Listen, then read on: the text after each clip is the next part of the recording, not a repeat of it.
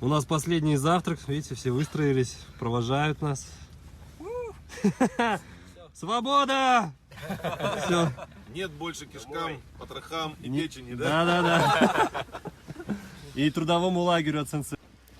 Но если мы сегодня уезжаем, это не значит, что еще и не снимаем.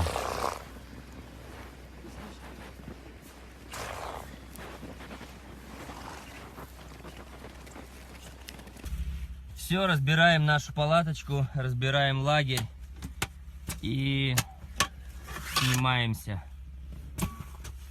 Иль, передай привет. Все, кто меня ждет, я скоро приеду.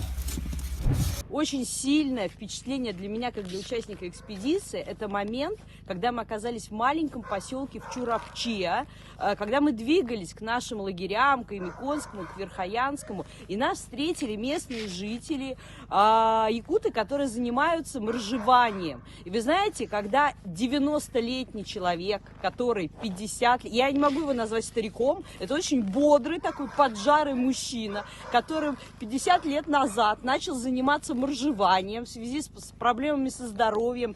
И ты понимаешь, что ты стоишь, и ты даже варежку не можешь снять, потому что у тебя мерзнет рука, а он идет в прорубь.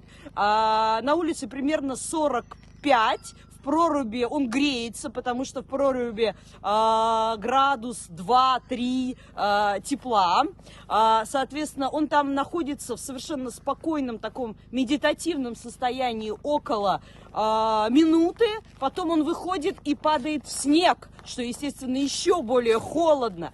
Но самый, конечно, финал, это по третья часть вот этой процедуры, когда он в тапочках, в общем, в плавках идет метров 100 до своего дома. Наверное, для меня это тот самый покоритель холода, настоящий, который символизирует Якутию, в которой возможно невозможное и криотерапия в действии.